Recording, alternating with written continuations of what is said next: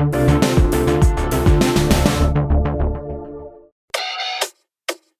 Pocketnow.com, this is Pocketnow Weekly.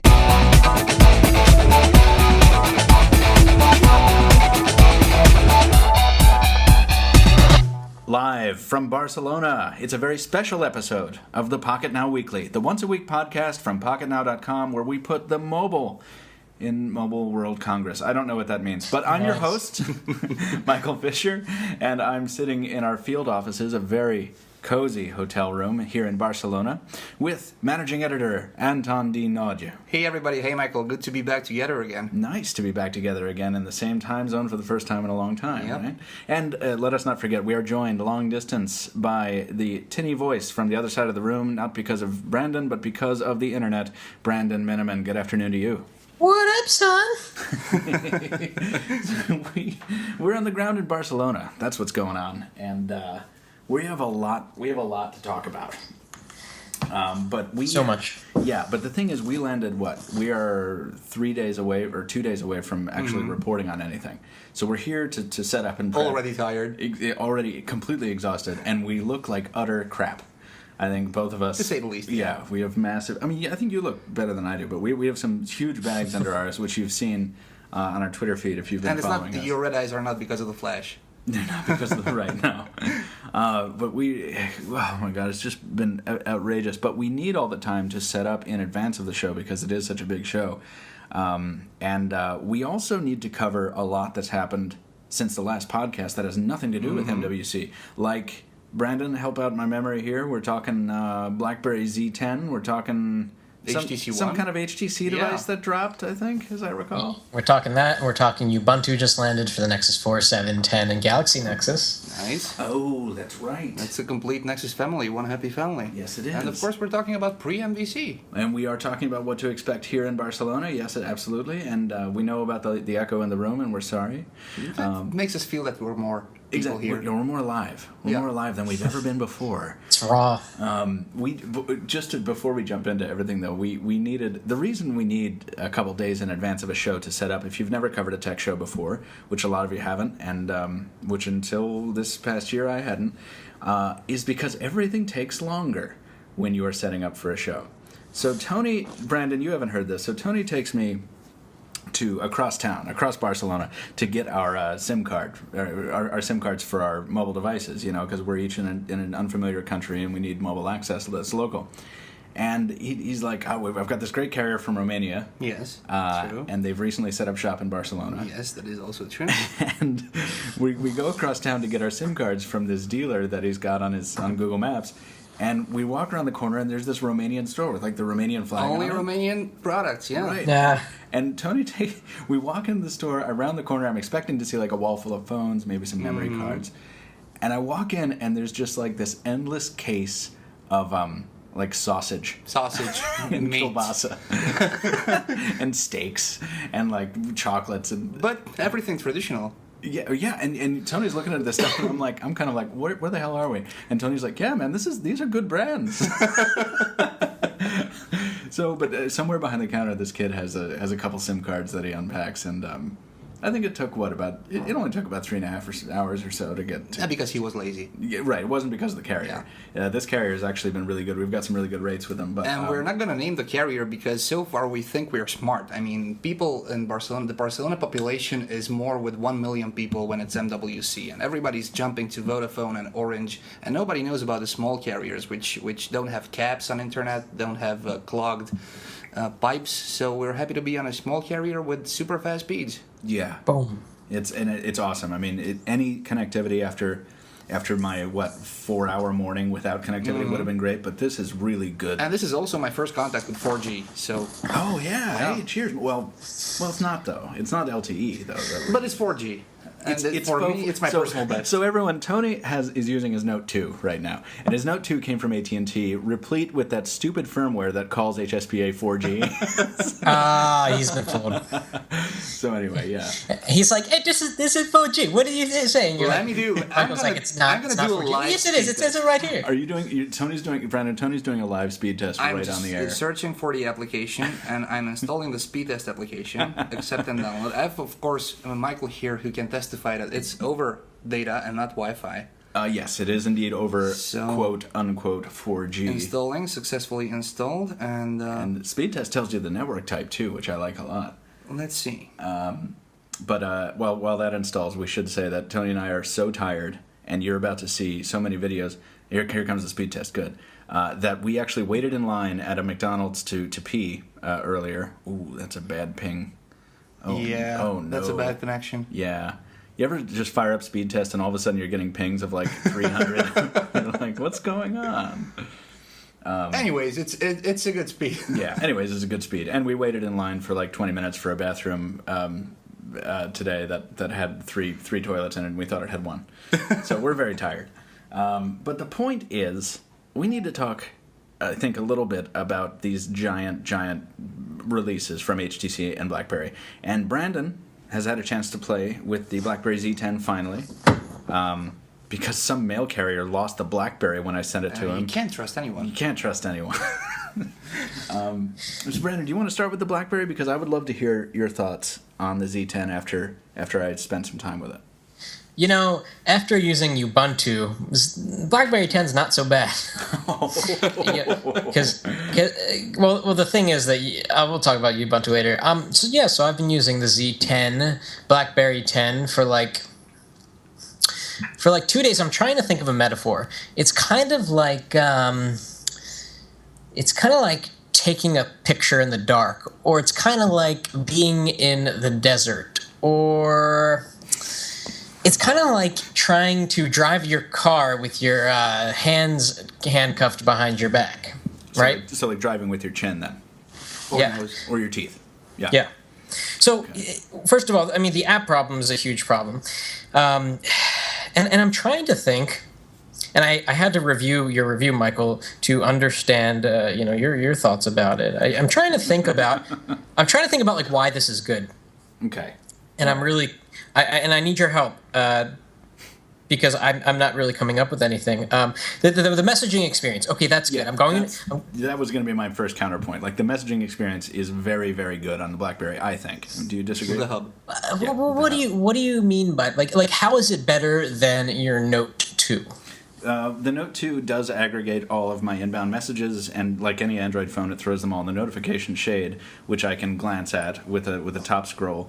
BlackBerry bundles it all into a unified inbox rather than a unified notification area. So with the notification area, you tap on a notification and it takes you to a specific inbox. With BlackBerry, it's all already there in the device's primary inbox. And this is also email, Facebook, private messages, BBM, everything. Everything that could possibly generate a notification. So for me, that's very clean. I like that, and it harkens back to one of the things that BlackBerry has always done well. So that's where it lies for me, the advantage. Yeah, and that's reasonably cool. And there's a lot of like little touches. Like for example, if you're in the BlackBerry hub and you pull down slightly, you'll see your calendar for a second. Mm-hmm. Do you notice that?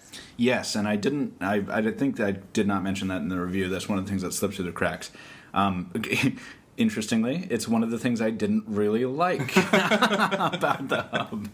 I found the calendar experience to be somewhat lacking. But if you liked it, I'm glad. I don't want to crap all over something that you actually liked about this. I didn't say I like it. I think that there's a lot of little touches. Like for example, if you compose an email, it'll try to like suggest who you want to send it to, kind of like Gmail. Mm-hmm. So that's kind of cool. The hub for me is a little too much because.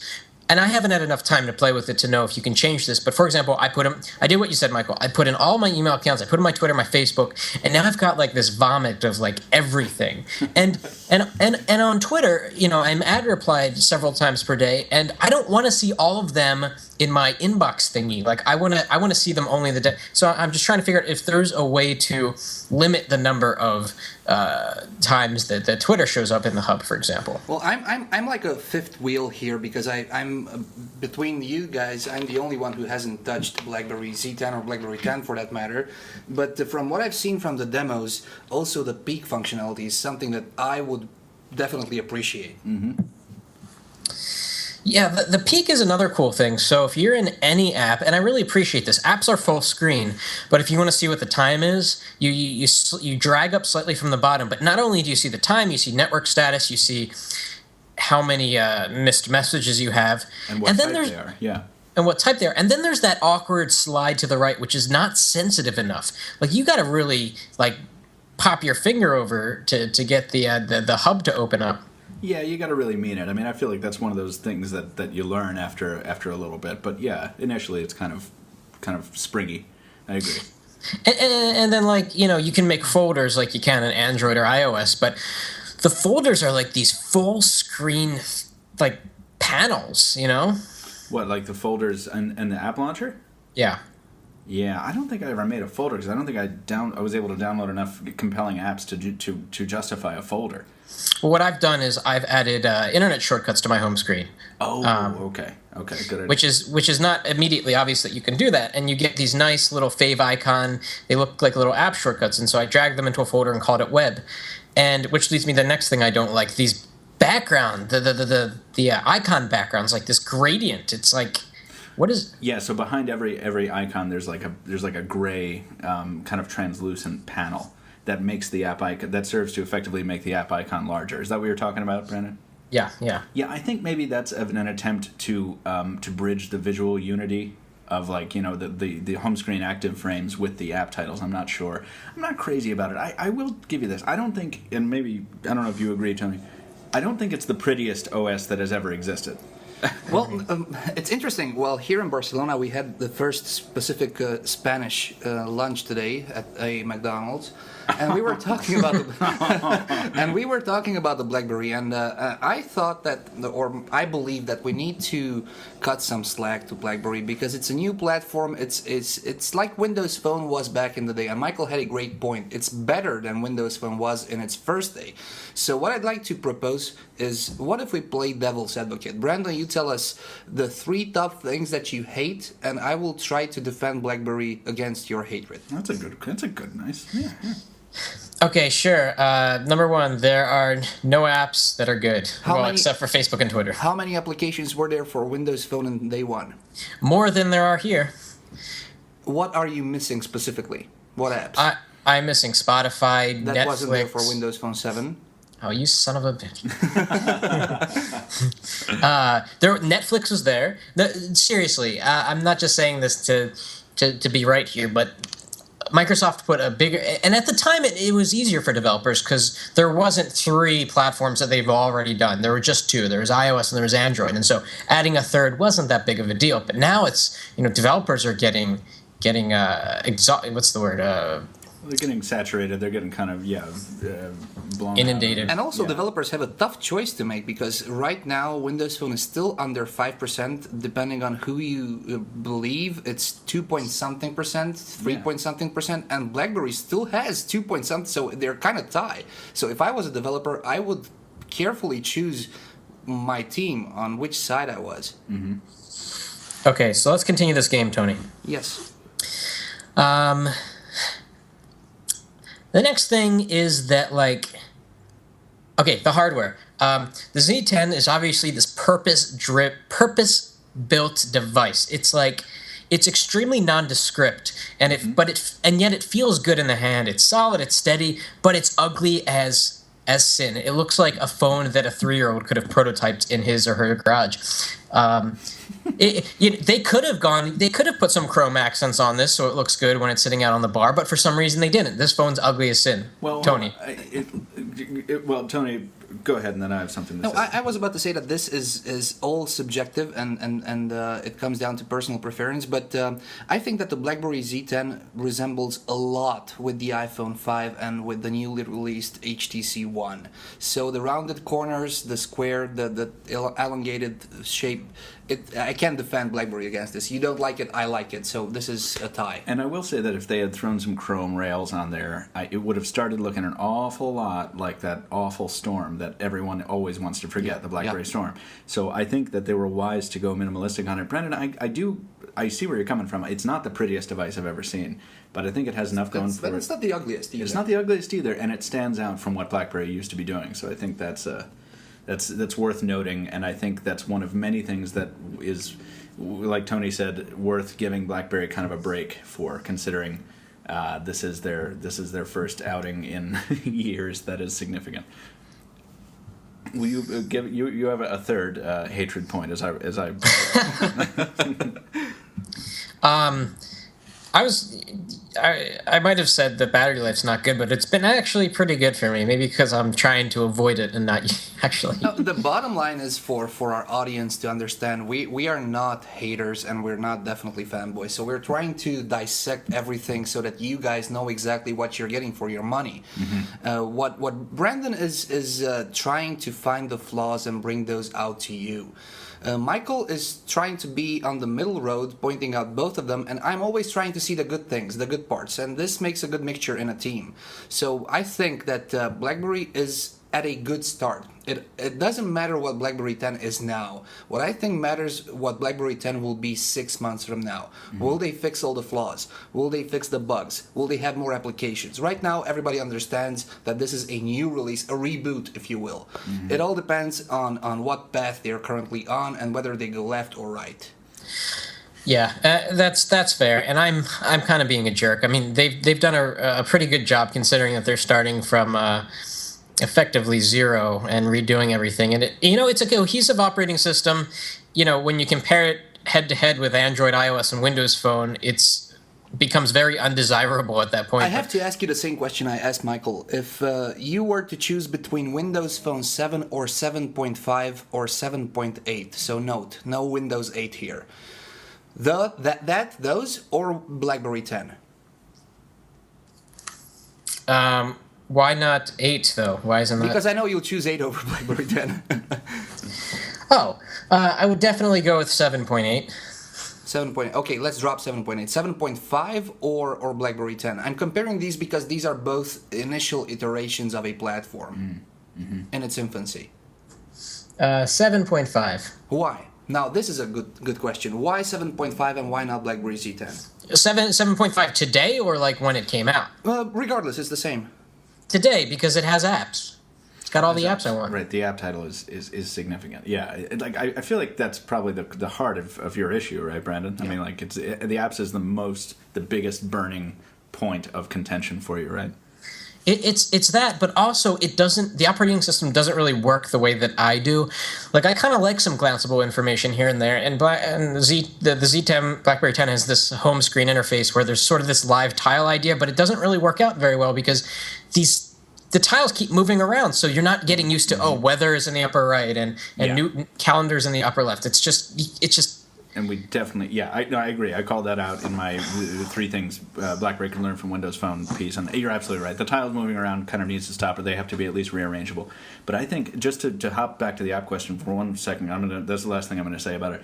I think the question becomes, if you don't like BlackBerry's app selection now, which you shouldn't, it's very sparse, despite the 70,000 apps claim. And the question becomes, do you trust them to get apps down the road? Like, do you think that this platform is going to grow? And I think that's the question that's really hardest to answer at this point when you look at BlackBerry, where it is, and compare it to where, say, Windows Phone was at its launch. Again, I don't know. There's a big difference because with Windows Phone, you had multiple devices from multiple companies on multiple carriers, and with the BlackBerry Z10, you only have 1, 2, and soon 2 devices from one company. It'll be on multiple carriers. So, developer. Go ahead. The saturation of hardware didn't help Windows Phone at all. You had all these devices coming from different manufacturers. You had the market was flooded with Windows Phone devices, and still everyone kind of like looked at it and was like, okay, and kept on writing apps for iOS and Android. And just to say here, I think BlackBerry does plan to have something like 6 of these devices out within a year or something like that. I don't know what they're doing, but they're talking a big game on developing hardware. To wrap it up, I have 2 questions for you, Brandon. First one is, if you were a developer right now, what would you choose, Windows Phone or BlackBerry? Windows Phone. Okay, and the second question, tell me if BlackBerry would follow your advice. Give me 3 things BlackBerry needs to do to win you over. Okay, number 1 is probably app selection. App selection. Number 2 is take better advantage of this place you keep going every time you're in an app. The next thing you're going to do is swipe up and go to your home screen usually. They could make much better use of that space. That's number 2. Use the home screen more intelligently. Yeah. And number 3? Number 3 I'd say, I don't know, pretty up the UI and go forward instead of backwards. I mean, gradients are not in, and these textures are not in. What's in is digitally authentic, flat UI, and I'd like to see and a flat UI to me means efficiency. And if this device is supposed to help you get some stuff done, it should take away some of the clutter and go to a less cluttered interface. I would agree, and I would actually take it a step farther and say, and I'm sorry I can't source this article right now, but I was reading an article from another site that made the contention that BlackBerry did an awesome job at standing out with its new hardware, but it needs a true visionary on the software side. The platform, BlackBerry 10 can't just survive on the merits of, it's new and it's unlike anything we've seen from BlackBerry. It has to say something. And right now it says to me, look, I'm the middle ground between Android and iOS on one side and Windows Phone on the other. I'm half this kind of alternative. Right, yeah, but I also blend elements of all, and it kind of doesn't have a cohesive message in its aesthetics. So and we always talk about that it comes down to why BlackBerry 10. You got someone in the phone store and they're looking at all these phones. Well, why would they get the Z10 when they can get the Galaxy S3 or the the 8X or the iPhone 5? There's no answer to that. And I think the answer is, I tried to answer it at the end of my review where I was like, if you're coming from iOS or Android, you're not going to want this device. If you're coming from a dumb phone, or if you're coming from an old BlackBerry, you are. And by the way, anecdotally, 70 million BlackBerry subscribers today. Right, and this was, just anecdotally speaking, this was proven on my Facebook wall where I was like, here's my BlackBerry review, and I didn't think anybody would respond. And then 4 of my Facebook friends were like, thanks, I've had this old curve for forever. I'm like, you people still use BlackBerries? I'm sorry. So I underestimated how many people I knew that still carry the old BlackBerries and that still feel a real passion for this brand. Is that going to be enough to carry them, to keep them alive? I really don't know. The investors don't think so. The investors really don't think so. So there's no conclusion to this debate. So No. we had pros, we had cons, we had tried to defend and hate and criticize, but it was good to hear Brandon's talking about it. It was definitely constructive. Yes. We've been talking about it for 3 weeks without Brandon having had a hand on it. Yeah. And I kind of knew you were not going to like it, Brandon. Although I will say this, I will call you out on this in a very positive way. Brandon sent us a 2-paragraph email earlier in the day that was actually pretty long, and the last sentence of this email was, dang, this BlackBerry keyboard is pretty damn good. You seem to like the keyboard all right. Yeah, it's probably above average, but not, amazing. Believe me, that coming from Brandon is good. High praise. That's good. Well, let's move on. Let's move on. Talk about a device that maybe will get everybody's blood flowing a little bit hotter. We were in New York City to see the unveiling of HTC's newest product, this long-awaited device that, one more time, we're sitting there waiting on an HTC event saying, God, do you think this is the one? Do you think this is the one that's going to bring them? No Did pun they intended. learn? Yeah. Pun intended, yeah. And Brandon and I were in line and communicating with the guys. Hopefully, listeners, you were hanging out with the rest of the team as they watched the event, and you guys all traded opinions back and forth. You guys seem to be having fun in the hangout. Yeah, we did. Yeah, and HTC unveiled the new one, what formerly known as the M7. We didn't actually really talk about this, and I want to get to Brandon in a second because he was sitting right next to me. But Tony, what were I didn't watch the hangout. I haven't had time. I flew to Barcelona the next day. What were your first impressions when they unveiled the M7? To quote you on an idea which you had initially, this entire idea is yours. If the BlackBerry Z10 and the iPhone 5 would have a baby, that baby's name would be the HTC One, with the chamfered edges and the elongated design. And many people in the comments said that, every phone with rounded edges looks like the iPhone 5. No, it's not true. The HTC One really resembles the iPhone 5. The first thing which shocked me was the selection of buttons on the front. It's only 2 buttons, but if you come to think of it, it makes sense. You no longer need a search button because you have Google Now, and of course with multiple actions on one button you can access multitasking and also the normal behavior of the button itself. Then, on the bright side, aside from the fact that I definitely double like the design, I think that the camera is a huge question mark. Until we manage to get that camera compared to other cameras in real life, we can only speculate. Well, of course, HTC has been fond of quoting some reviewers that megapixels don't count. Yes, believe me, they do count. And they always count, and I bet you guys read Brandon's editorial that megapixels count, and I have a different approach. As you all might know, I'm rocking a 808 PureView, and a 41 megapixel camera really rocks. Michael can approve to that. Yeah, so I was standing in this very small hotel room, but I was still about 9 feet away from you, and Tony took a shot of me, showing my entire body basically from my knees up, and that was the extent of the frame. And he just gives me the PureView. He's like, "Go ahead and zoom in on that." And I just zoomed in, and then I zoomed in some more, and I zoomed in some more until I was looking at the pores in my cheek, and like where I had missed shaving my roguish man beard. And I was like, my God, this thing is incredible. So it is. It is. That is an incredible. So my bottom line is I'm an HTC fan. I always give credit to the Taiwanese company, but what I think they're doing with megapixels don't count is just a cheap marketing tool. Either they didn't have the technology, or they weren't willing to do a great camera. But the way I see it, 4 megapixels is not enough. It's not enough. All right. So I want Brandon to finish this line of argument because he wrote an editorial on it and I want to hear his take, but I want to jump in here right in the middle and be a jerkwad spoiler because I understand what HTC was trying to say.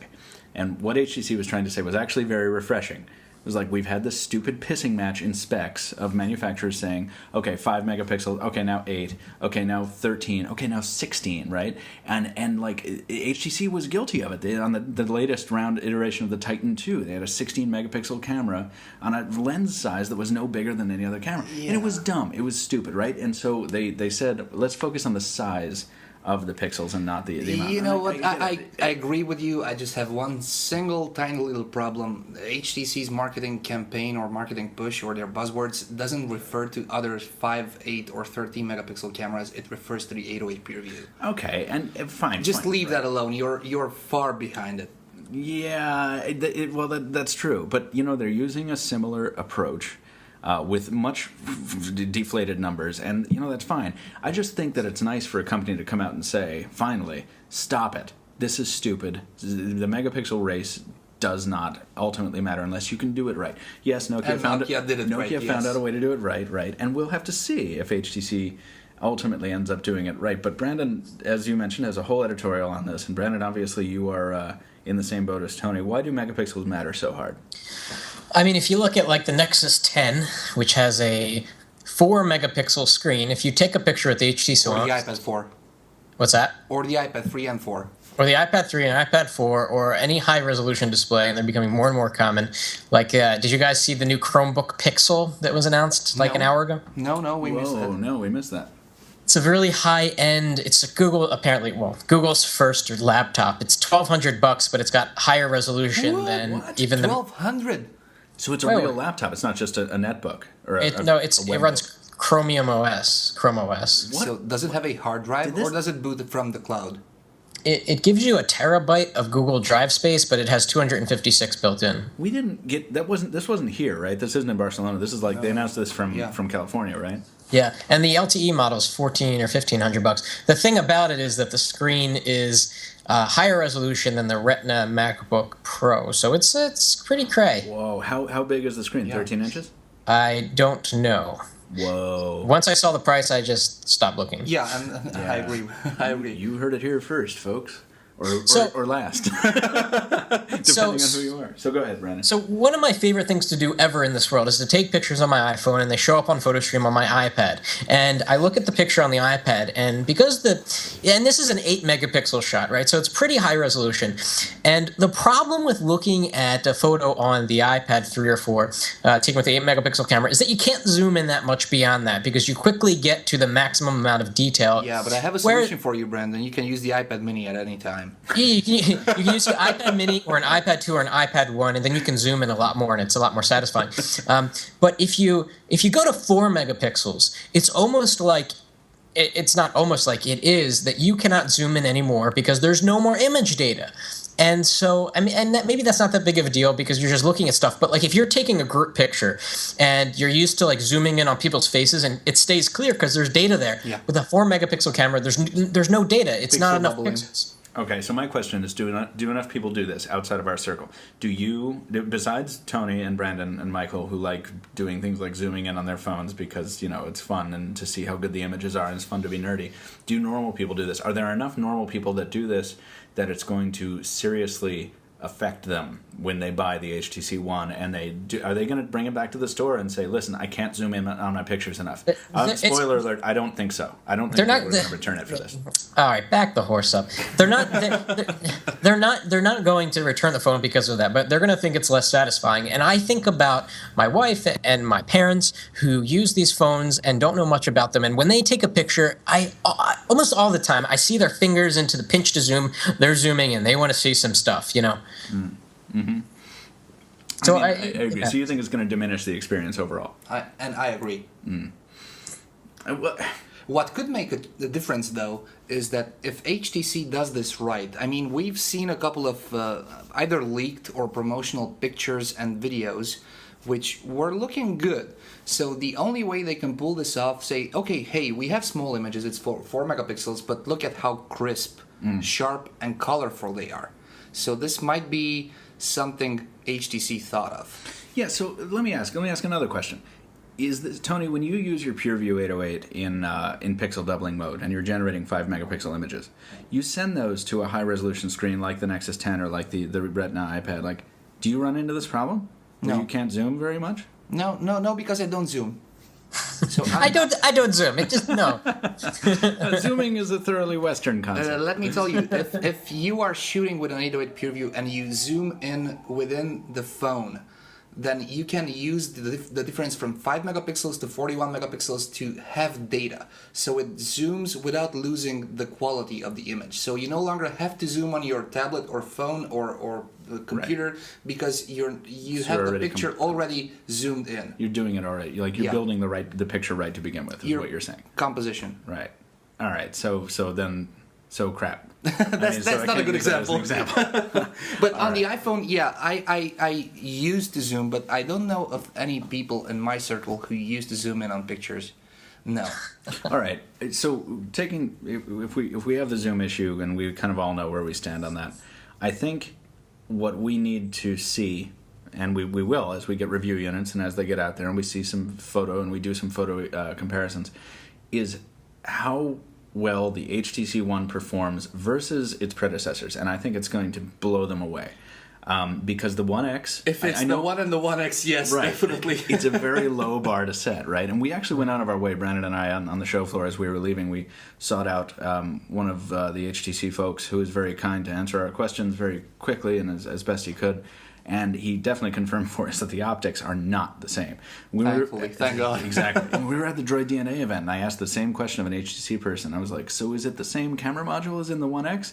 And he was like, yes, but but the software is going to do something different. And then we saw the results on the DNA, and they weren't terrible, but they really weren't a marked improvement over the One X. On a completely unrelated but still positive note, I am more excited about HDR video.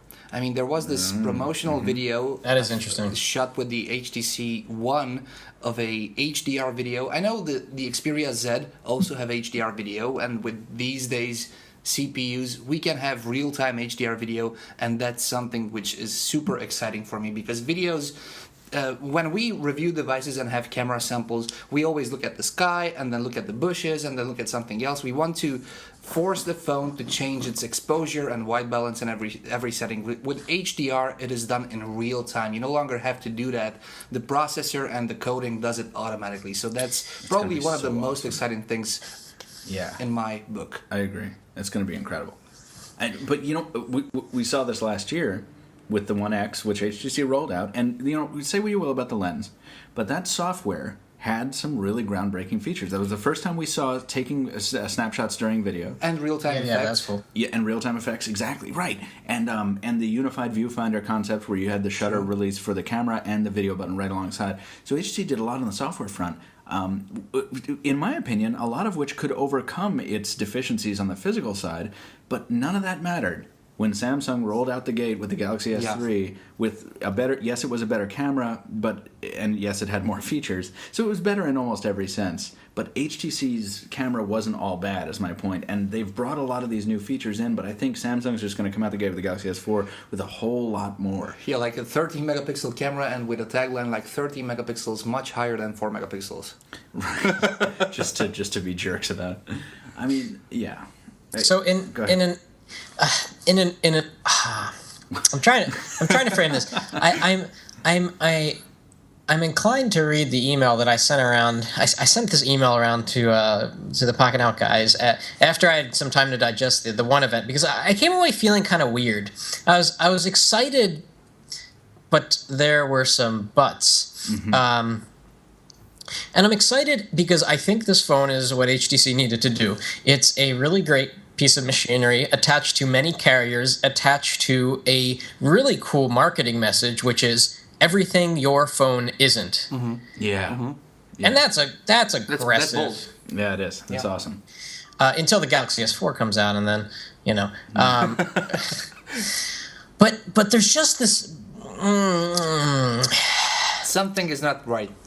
Something's not right. Should I read parts of this email, or do you think that would... I would like destroy... to. Yeah, please do. Yeah. Okay. And this was kind of an emotional thing, because like I really want HTC to succeed, and as an enthusiast of this space, I think that there are problems. So we will treat it accordingly as editorial opinion piece and not unbiased review. Yeah. Yes. This is an opinion piece. This does not represent the views of Pocketnow stuff. And I'm not going to read the whole thing. So I said, the one is unimaginative. It exemplifies the exact opposite of how HTC describes the phone, which is as innovative. The phone is a cop-out. Let's start with the design. It's based on the iPhone 5. There's no innovation with the design. It's cool that they were able to avoid using plastic or glass, so they could use all metal, but whoever said that an all-metal phone is a good thing? Holding the Droid DNA, I am reminded how important in-hand feel is versus in-hand beauty. The DNA is sturdy. The one is cold and not grippy. Okay. Can we talk about the hardware then? Yeah, let's talk about the hardware. Yeah, let's split it up in segments. Yeah. So I'm going to say that and this is why I absolutely love being on the same team with you guys, as Tony said about 15 minutes ago, because I completely and fundamentally disagree with almost every point you made. And I completely understand why you made them, and I respect your points, and I think you can back them up with solid arguments. But for me, an all-metal phone is something that we've been missing for such a long time. Except the iPhone 5. Well, yes, okay. But that's not all metal. It's like metal and glass. True. And like it's doing... True. Yeah, and HTC is doing this kind of gapless aluminum thing, which is cool. And I miss things like soft touch plastic and excuse me, I don't miss those in the new design. I'm kind of tired of them. And so to see them come out with something as audacious as that, and then they've incorporated front-firing speakers into the design, which we've wanted so badly for so long. And not to throw you under the bus, Brandon, you actually do mention the front-firing speakers as being innovative in your email too. Like you know. Yeah. So I don't want to suggest that you don't like those. But I think, and the way they're incorporated is cool, top and bottom of the display. I think the chamfered edge is a bit of a ripoff, but it looks beautiful. Someone had to do it. Right, exactly. But if you someone had to do it first. HTC made a huge step from last year's One X signature design to this year's One. I mean, just look at One X, what it was, One X or One X Plus last year. It was all polycarbonate and the design language was as it was, and the one from this year is completely different. Does it resemble the iPhone 5? Yes, but it still does resemble the BlackBerry Z10 at the same level. So it is a new design for which I applaud, but then again, good artists, bad artists, stealing, borrowing, you know the drill. Right. So go ahead, Brandon. Continue. I think it's okay. We can talk more about the hardware when we get it in our hands.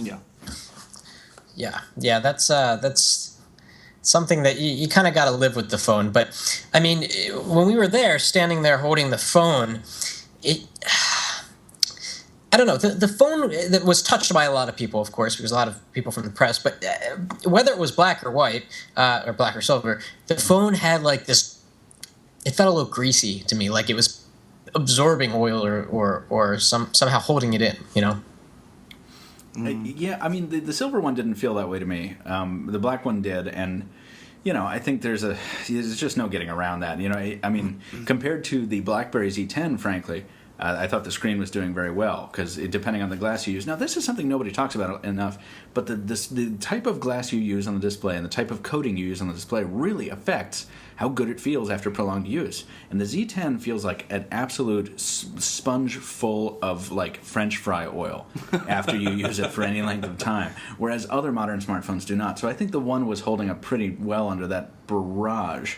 But I think we agree on the video that the black one was not holding up as well. The black's no-go. The silver, if you It gotta also, get the silver. it's a little bit psychological. I mean, if you take a look at the silver and the black one side by side, of course the black one reflects fingerprints much better than the white one. Your mind is tricked into believing that the black one is more greasy because you see fingerprints and not the white one. So it's probably in between them. But I think, since they both have the G-string, so I think they're both really excellent. The G-string, can we... What the hell is that? Do you guys agree that it looks like a G-string? Can I get a... It's a thong in my book, yeah. Can I get a hell yeah? It's like, I can almost picture a butt back there, and this G-string going down the crap.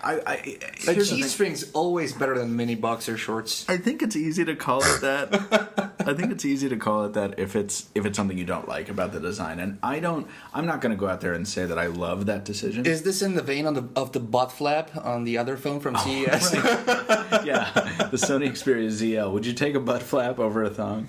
No, I the thing is, I don't think it's a great design choice, but I like that it calls out the camera. That is one thing it does. Yeah. It draws a line from the top of the phone down to the camera, and it says, "Hey, this big ass lens is here. Look at it." And I think that's cool that it draws the eye to that. Could they have done it better? Maybe, but I don't have a problem with the G-string. I prefer the G-string. You guys are dirty old men, I'll tell you what.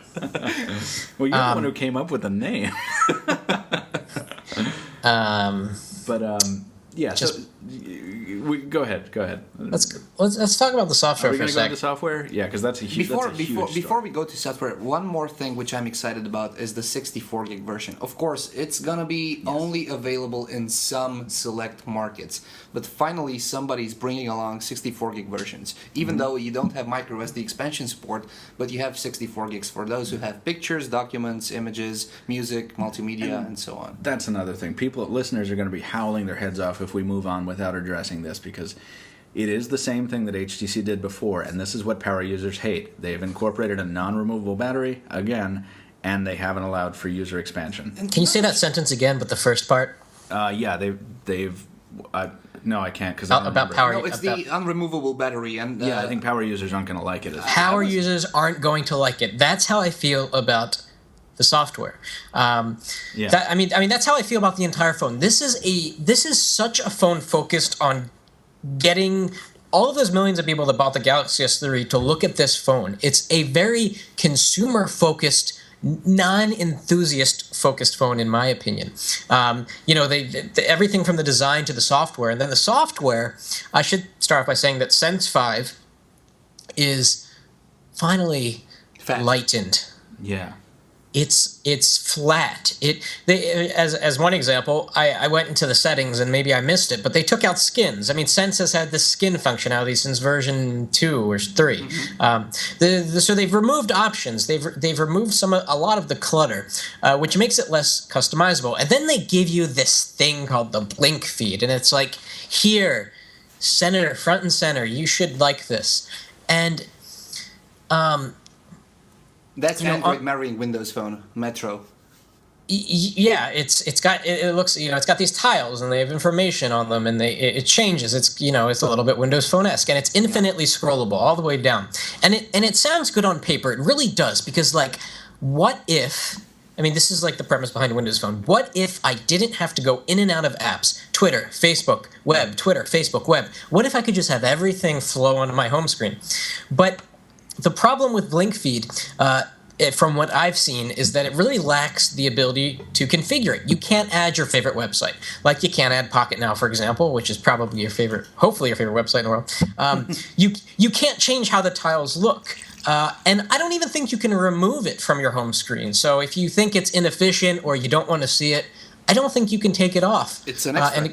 Yeah. What's that? It's an extra, but it's a fundamental. HTC wants it to be a fundamental component of your experience. But why? All right, I'll tell you. I want to decide. I want to decide. Go ahead. Sure, and you want to decide because you're an enthusiast and you're not a consumer, and this phone is not targeted at you, and so that's why they want to do it. And furthermore, I think I agree with you. I think this might not catch on with consumers, maybe for various reasons, but I think it is refreshing to see HTC do the opposite. What did they do with Sense when the 1X launched? They said, they took me aside actually when I picked up my review unit, and I was talking to some of the designers, and they were like, "Look what we did. We didn't break any of the stuff that what's it called? We didn't break any of the stuff that Ice Cream Sandwich brought in. We still let you swipe away your notifications. We just lightened it." So Sense 4 was basically all about HTC saying, "Okay, we're taking a step back and we're pulling stuff out." And really, I was worried that that's all that Sense 5 was going to be. It was more of HTC taking stuff out and making the skin less significant. But what they did instead was build an entirely new feature of the skin, which is of their... From scratch. Right, from scratch, which, it was influenced by Windows Phone, and maybe it has its roots in thought there, but at least they're trying to add something to the experience, like Samsung has been doing so aggressively with TouchWiz. And I think that's the way to go. I think to differentiate, you can't just be like, look how close I am to stock Android, like Motorola is doing, and who pays attention to Motorola? That doesn't excite me that much. I'm not a guy who I love Motorola, sorry. who usually cares that much about whether if it's flat or if it's 3D. What I care about most is that from what I've seen from your videos, guys, the Sense 5 is very, very fast. Yeah. Now, maybe it's because they flattened it. Maybe it's because of the Snapdragon processor. Maybe because optimizations. But for me, the most important thing is how fast it is. Yeah. That matters a lot, and it seemed, there were some hesitations. It feels like the DNA, but maybe I'd say, Michael, maybe like 20% faster. What the one compared to the DNA is 20% faster? Yeah. I mean, I don't even know if it's that. It's DNA interesting is pretty to see damn fast. How it will hold up in time. Yes, and that's why we do After the Buzz, because you install software, you install apps, the thing bogs down over the months, and then you're like, wow. This is nowhere near as fast as it once was. So, did you guys see the interview with Peter Chow, HTC CEO, on The Verge? I did not. No, because they were in London, right? Yeah. Let me read you something very interesting. I was so interested to see this, and it's tough to tell with interviews with Peter Chow because you don't know if it's a language barrier or because he speaks natively, I guess Taiwanese, because that's where is that the right language? Taiwan. I don't know. Well, HTC is Taiwanese. I'm not sure if Peter Chow is. I'm not sure if the language is Taiwanese. Maybe it's Chinese, some sort of Mandarin. Right. It probably doesn't matter. What's the deal? Well, so check this out.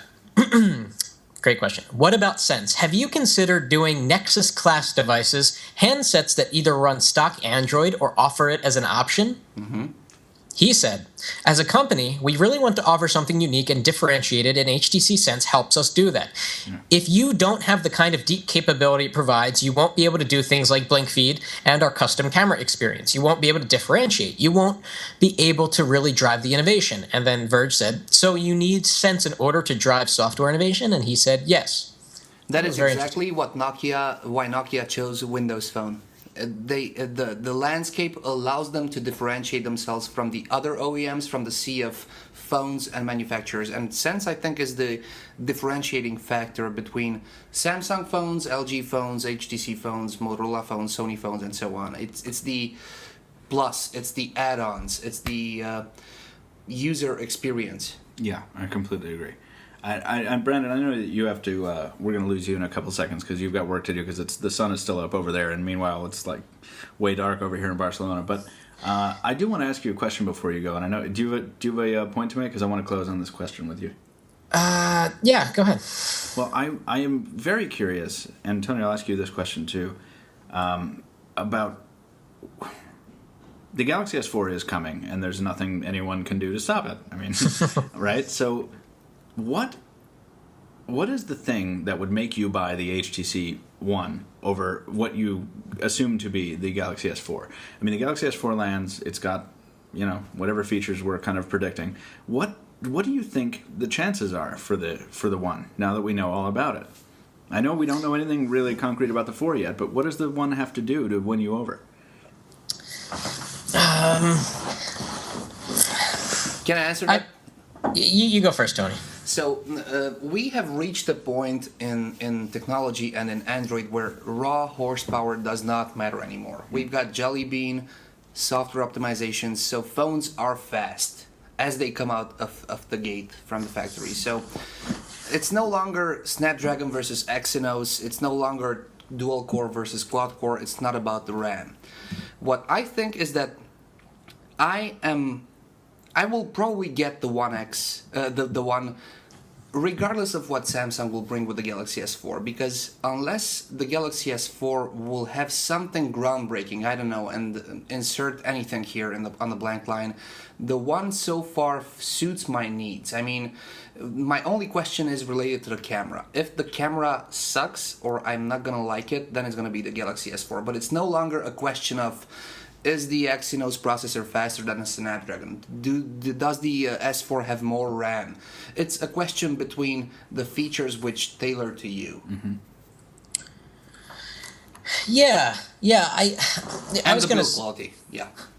I was going to say something like that. I was going to say, at this point in technology, I'm looking to be delighted. I'm looking for surprises, something that makes me feel something. Something unique. Yeah, and, I'm not saying I don't like the One. I really like the One, and I'm going to probably use the One, and it depends on what Samsung does. I might use it for a long time. But will I be delighted by the hardware? Maybe, probably not. Because it's not something. I mean, it's beautiful, but it's been done before. Will I be delighted by the camera? If it takes super incredibly amazing pictures, maybe, but I'll still be kind of bummed about the 4-megapixel thing. Will I be delighted by boom sound, which is the loud front-facing speakers? I think that's cool, but my wife always yells at me when I'm watching YouTube videos to turn it the hell down. So you got it cranked up so high because you got to put your palm behind exactly. it. But go ahead. Will I be delighted by blink feed? Well, it doesn't really work the way that I want as far as I've seen, so probably not.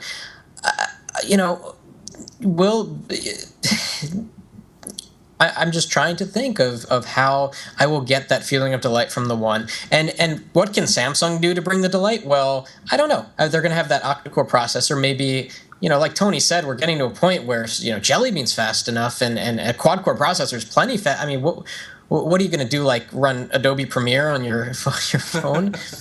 I don't know. That's a really tough question. I think Samsung will have a couple of key points which they will try to tout against HTC or in their favor. First of all, it's going to be the camera. We're going to hear the same exact HTC slogan that megapixels don't matter from Samsung, but the other way around, the complete opposite. And they're going to say megapixels do count, and they're going to come up with 5, 10, 15 reasons why they do, and they're going to tout their new 8, 9, 12, 13 megapixel camera. That's one thing. The other thing, it's going to be all about features. Whether it will have a stylus S Pen or not, it depends on Samsung, but at the end of the day, it comes down to the user. So my conclusion is horsepower doesn't matter. Just check out two things. One, build quality. Two, user experience. In 2013, I think Android phones come down to this. Yeah. I think that's really good, just boiling it down to user experience and build quality, because those are the things that you live with. I mean, that's the thing you spend the most time with. And but I would add a third to that, which is that I do care about performance. And Michael and I argue about this all the time. I can tell the difference between a browser opening in 0.65 seconds and 0.55 seconds. I truly can. I don't know why. But yeah, and that's as a result, stuff matters. Is not targeted toward you. But I do want to say that I'll just answer the question real quick and in my own terms. And I think the reason this question arose in my mind was because we were talking about build quality, and if Samsung doesn't bring some incredible build quality with the Galaxy S4 and a new design, I'm not going to be impressed, because I'm very tired of holding the Galaxy S3 and the Note 2 and the Mini, all the entire Galaxy line basically, and saying, "Wow, this feels like plastic." And the early leaks, I hope they're not right. They show like a variant of the Galaxy S3, just like different kind of button, kind of large. That would really be upsetting. It would really be bad, yeah. And I hope that doesn't happen. So if that drops though, if that does happen, if all the renders are right for some reason, and the Galaxy S4 comes out and it's basically a tweaked Galaxy S3. Exactly. I'm going to do the downward thumb point, and I'm going to go with the HTC One if I'm shopping for an Android device because I value build. I think build is so important that it's actually part of the user experience. Yes. I wouldn't separate it from it. Yes. I think it's crucial. And, people ask me, it's like, oh, is that just a copy of the iPhone? And I'd be like, no, I don't want to associate with you.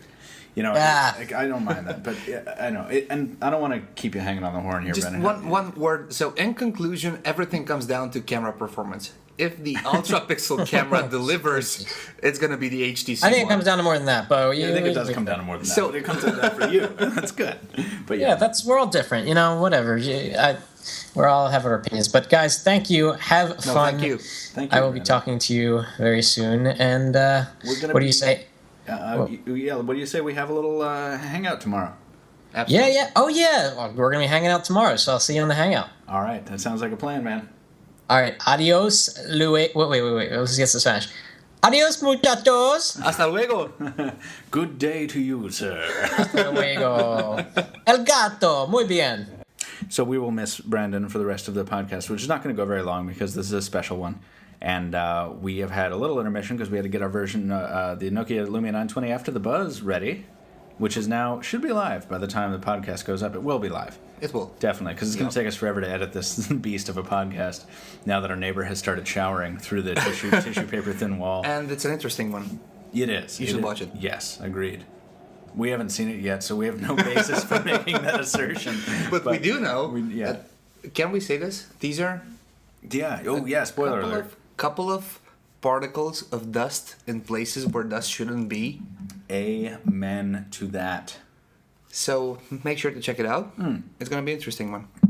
So, by the way, that particular fault was found after we had actually already wrapped that After the Buzz episode. So I delivered the footage to Jaime, who edits all of our high-end videos, all of our premium videos he edits, and I was done. I was like, and then like 2 days later, I'm After looking, the amen. yeah, and I'm looking at the Lumia 920 in my hand on a train ride, and I'm like, oh my God, that's horrible. How did I miss that? And then I tested it, and it turned out to affect an element of the phone's performance. And I was like, we have to so we went back and reshot some elements. I added some more VO, and And you'll find out what we're talking about Right. if you'll see the ATB, which will go live in approximately 10 minutes. that's so episode 12 of After the Buzz. that it is. Unless Jaime didn't add that section, in which case we're taking it down. And since we're talking about Nokia, Since we're talking about Nokia, this is the most exciting thing that I'm ready for this week. Or next week from Hopefully. MWC. Hopefully. With our fingers crossed sitting here.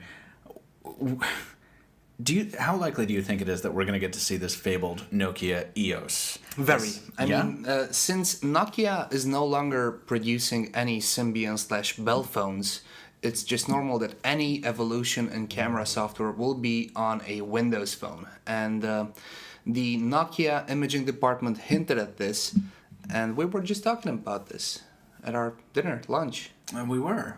What And did we have? I said the following thing. I'm very, very fond of the 808 peer view. And just before recording this podcast, we did a couple of test shots of the Lumia 920 against the 808 peer view in low light performance, low light conditions. And I said the following thing. If Nokia finds a way to combine PureView 1 with PureView 2 or PureView the PureView with PureView Lite in a regardless how many megapixel camera with optical image stabilization and a great low light performance, that's going to be a winner. So in my book, if the 808 PureView and the 920 would have a baby, that's going to be my next phone. Can I just predict the headline? Like, I mean, it's Please like do. the Nokia EOS is what the 920 should have been. Like, that's a good I think it's what, if they drop PureView science on us in the way that they should have in its first round, this will be the phone that I actually wanted. And I don't need 41 megapixel camera. I can live with 20 something. I can live with 17 something if the same principle of downsampling or oversampling works. As long as it generates images that are larger than 4 megapixels. That is true, which will be interesting. What I'm interested in is low light performance, and while you can have that with the 808 PureView, you cannot have it without a tripod. And that's been proven. The 920 generates great images without a tripod. With the 808 PureView, you need a tripod for long exposure times and high ISO. So we were kind of batting that around earlier while I was working on something. I was trying to get Skype working so we could get Brandon in on the podcast, and Anton was taking a ton of photos of me in various stages of frustration. And yeah, you just couldn't hold the camera still enough. He can't.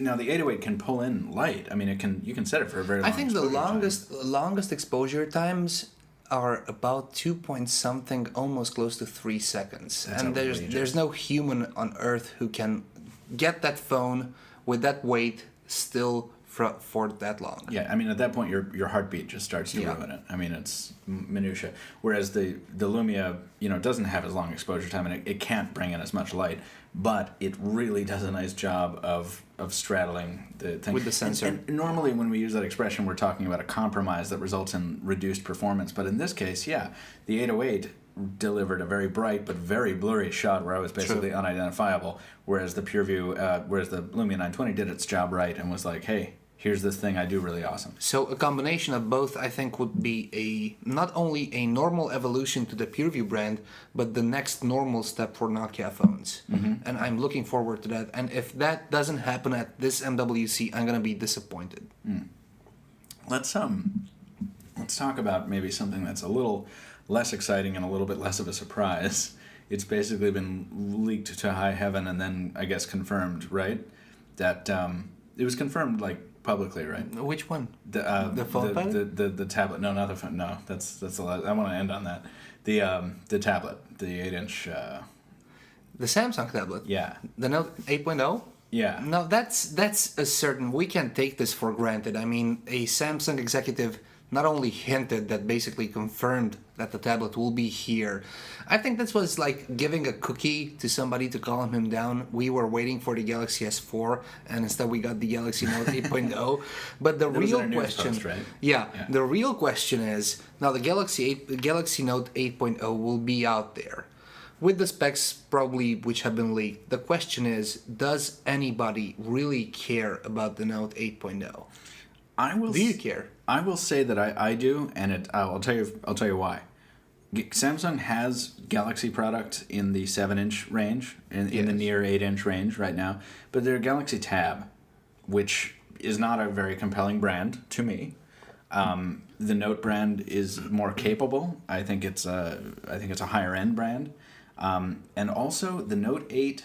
If the photo we saw from the bus, right? If the leaks we've seen are true. Let's say that they are. Let's say they are. The Note 8 will be the first tablet from Samsung in that size range to follow the design lineage. So it's a gap filler of the new line. Yeah, right. Because the Galaxy Tab 7, the Galaxy Tab 2 7.0 or 7.7 looks nothing like anything else in the Galaxy lineup, really. It does. It looks like all the other tabs, which it's just boring and it's uninspired. Now the 8 might not be exciting, but at least it's consistent with what we've got out there. What you're saying is we'll have a family reunion. We'll have the Note 2. We'll have the Note 10.1, and filling in the gap will be the Note 8.0. Do you think that there's enough niche for that? Yes, I do, because of the strong response to the Nexus 7 and the Kindle Fire and the other stuff at the 7-inch price point, backed up by the increased cachet of the Galaxy Note name, which is now a big deal, out there, or is becoming one, if it's not a big deal. Which do you think will be the strongest competitor for the Note 8.0? Like the strongest, counterbalance to it? Yes. Oh, God. Or do you think, let me rephrase, do you think the Note 8.0 could be a real competitor, not to the Nexus 7, which we have right now on the market, but for the rumored next Nexus 7 coming at Google I.O. in May, hopefully? Right. No, I think that's what I was going to answer with. I think that next Nexus 7, whatever that is, that's going to be, I think they're going to bring the heat with that. Okay, so tell me, 2 reasons why I should buy the Note 8.0. It is... Aside from the fact that I need a 7 or 8 inch something to get to my put ear. To your head. The Note 8 has a compelling argument for its purchase in that it is not the 10.1, which was a disappointing product, I think, and even with the newest software, I think it tends to lag a little bit, and it's not a very, I don't think it's a terribly good product.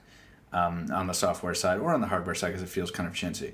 We don't know what the Note 8 feels like. We don't know how the software is going to perform. But if they've had the time to fix it. Can I predict or bet something? I think it will feel exactly the same as the 10.1 or the Note 2. No, it can't, because the 10.1 is a landscape tablet for 3 reasons. The 10.1 is a landscape tablet, whereas the Note 8 is a portrait one. The Note 8 has a refined design language.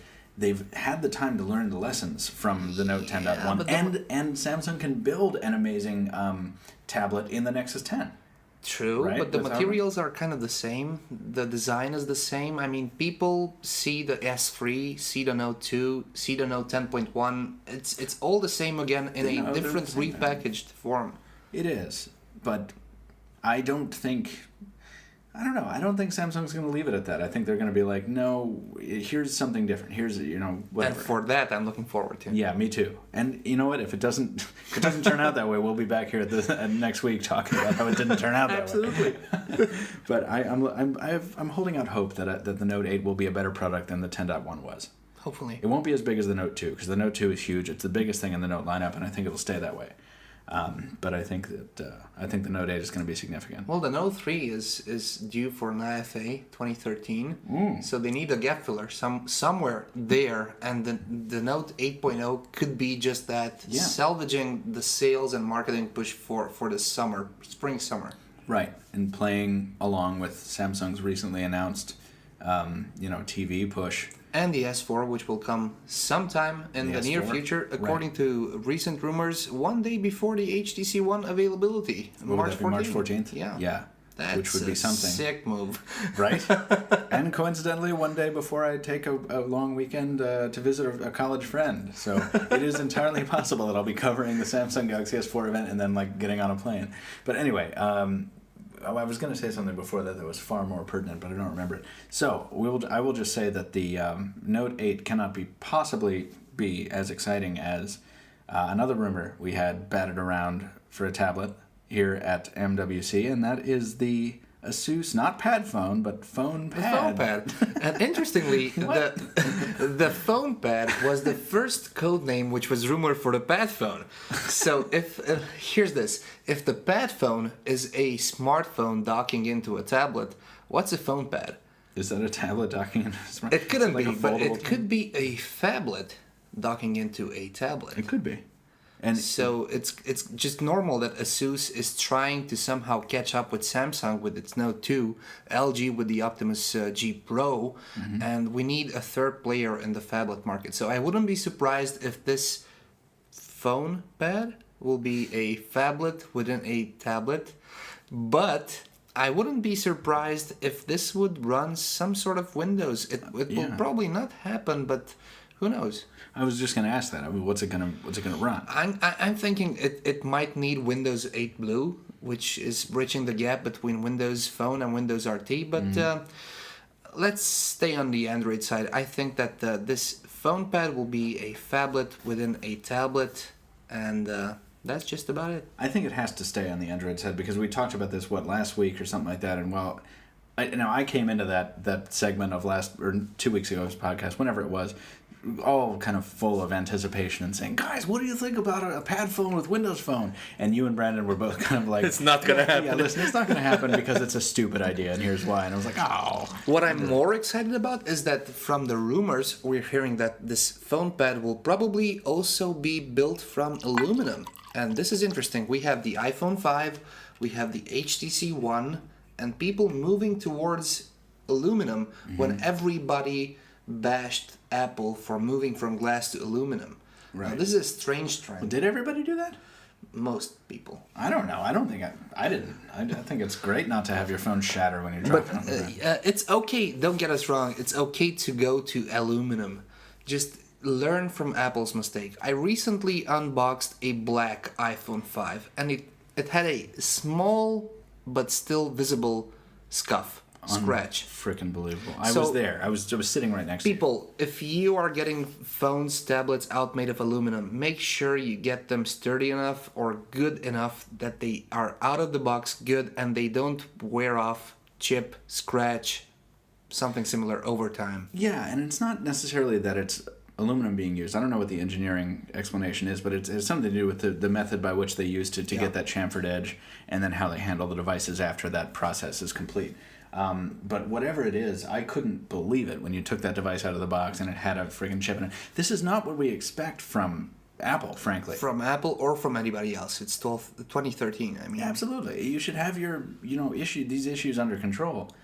And I know this is an old story, and we don't and anodization and stuff like that. But yeah, please give us phones, tablets, which are good and not chipped out of the box. But, we're going to have the opportunity to see a lot of phones. Let me ask you something off topic. Yeah.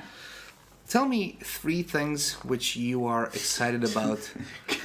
Tony's obsessed with the 3-item list tonight. Okay, give me 2 things excited about at this upcoming MVC. This is a pre-MVC podcast. We'll have a post-MVC podcast. Right, because we are going to be here to record in Barcelona. Both. Yeah. So, okay, 2 things for which you were excited. I will tell you. The first one is the. And that's neighbor showering. It's the neighbor showering again. Man, people like showering here. I like it. We like a clean populace. The first one we've already talked about, and that's the Nokia EOS. I think that is the thing that I am most excited for from this wouldn't you MVC. say that Nokia, for once in the recent past, has the opportunity to steal the show? I mean, Google is not here with an Android booth. Right. Samsung's not here. Samsung's flat out HTC One is not here. Right. So it could be all about Nokia. It could very well be. There's a lot of players, and we don't mean to sound like we're dismissing them. I mean, we're going to see a lot from everybody, right? But Nokia is probably the biggest of the bunch. And it's their home turf. Right, because they always do announcements here, right? This is where they announced the PureView 808 last year. True. And I still remember waking up to that news. Like, I turned over, I grabbed my phone like I always do, and I had just been brought on board at Pocketnow. I got brought on board, and then 2 weeks later, you went to MWC with Jaime. Yeah. And I roll over, I look at that headline. It's like Nokia dazzles megapixels? press by announcing 41 megapixel camera. I'm like, you crazy bastards! What are you doing? I like fell out of bed. It was great. And then I was like, I want to write about this. And Tony was like, you have to write about this other tablet. I was like, damn it. But anyway, so I think that is absolutely what I'm looking forward to the most. The second thing I'm looking forward to the most is not a product or a singular announcement, but it's kind of a feeling of redemption that I'm hoping for after CES, which was a very disappointing show on the hardware front. And we don't need to go into all that again, but I really am hoping for an exciting show. But on the bigger picture, don't you think MVC is somehow slowly moving towards the same thing? I mean, we saw, of course, Apple never participated. Samsung has moved away. Now HTC has moved away. Mm-hmm. Will future shows like MWC, CTIA, IFA, and CES be all about ZTE, Huawei, Asus, Acer, or the smaller players? Yeah, not necessarily smaller. I don't want to offend anybody, but about these OEMs. Yeah, I do, and I think the writing's on the wall, for that kind of thing. And that's not necessarily, I don't know. I feel like it's somewhat patronizing for a lot of people to say, well, it's not necessarily a bad thing, because what are we in this business for? What is anyone in the business of tracking superstars in the business for? You are interested in seeing what the superstars have to deliver. Yeah. And when the small guy can every once in a while get up and say, hey, listen, either we're a big company who's not a player in the space, or we're a tiny company and we've never done anything before, but here's this awesome thing. Their chance. That's awesome. I love that more than anything else. But it happens so infrequently. And because it happens so infrequently, it's exciting when it does happen. So I love seeing that, but it's rare. So yes, I think we're looking at a future of companies doing their own shows for reasons. On my end, I've been covering MWC for like 3 or 4 years in a row, and Tony took me sightseeing today, and I was like, "This is awesome," near the water or something. He was like, "Yeah, but after the 3rd or 4th time, it starts to suck."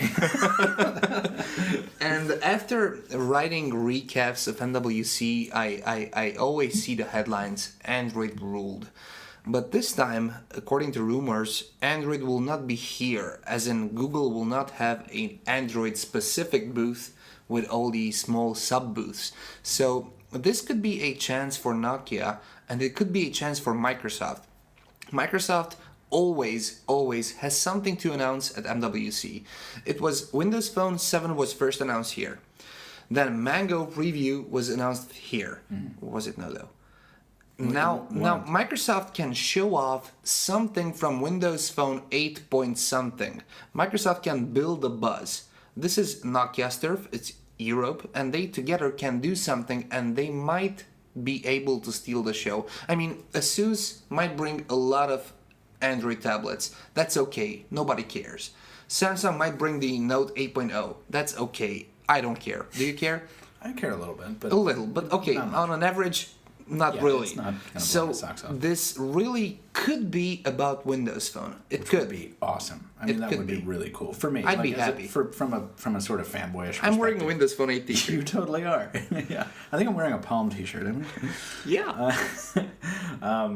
So I guess we're going to have to wait and find out. But we're going to have this discussion and many others again tomorrow. In less than a week. Tomorrow in the Hangout. On the Hangout, that's right. And which will happen by exception, not at 2 p.m. Eastern, but at 3 p.m. Eastern. So only for this time, because between our Eastern times and CET, there's a smaller distance. We're going to be airing at 3 p. Eastern. And because of a awesome hotel internet connection and our friend at the sausage store, we have a cornucopia of connectivity available to us right now, so we will be able to get that out, barring any major malfunction. Knock on wood. Yep. And also, yes, you are right. We are going to have a podcast post-show right before you leave, and we're going to have a nice big wrap-up, and in between we're going to have, about 30, 40 videos? Hopefully. Yeah. It doesn't, this time, interestingly, it doesn't come down to us. It comes down to the OEMs. Yeah, it does. Depending on how many things they have to show off, the more things they have, the more videos we do. That is very true. I think it's about time for us to wrap it up, wouldn't you say? Yeah, please do. Well, let's do it. Everyone, please stay tuned for all of our coverage, all of our MWC coverage, all of our coverage from the rest of the globe. And the obligatory bloopers. So whenever I'm on camera, there's the bloopers. Yes. So stay tuned Those for are that. going to happen. Those are absolutely going to happen. We are doubtless going to get lost in some kind of Barcelona fruit market or something. And we also almost unboxed a single-packed orange today. But we did. You'll see more of that We did. soon. Yeah. I can't wait for real outtakes. But until then, everyone, thank you for listening and for putting up with our echoey hotel room. But that's going to do it for this very special episode of the Pocketnow Weekly. Which is? Oh, nothing. I thought you had something to say. All right. No, I'm good. Listen, find us on Twitter so you don't miss anything. Brandon is at Brandon Miniman. Anton is at Anton D. Nagy, ANTONDNAGY. And as always, what's that? Thank you. I thought you were correcting my pronunciation. No, for spelling, thank you. No problem. And you can find me at Captain Two Phones. You can also follow Pocketnow officially at Pocketnow Tweets on Twitter, as Pocketnow on Facebook and Google+. You can leave us a review on iTunes or Xbox Music, and if you have a topic, question, or suggestion for the podcast, or you just want to say hi, and you don't mind waiting maybe a few weeks for a response, please email us, podcast@pocketnow.com. From Barcelona, MWC 2013, this is Michael Fisher. This was Anton D. Nagy. And thank you for listening. We'll see you next time. Bye-bye.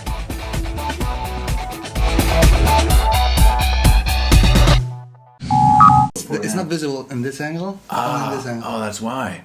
What are you guys talking about? Listen, That's the shit. We're talking about important stuff over here. This is Barcelona. This ain't no Bush League nonsense. What? Are you sassing me, Fisher?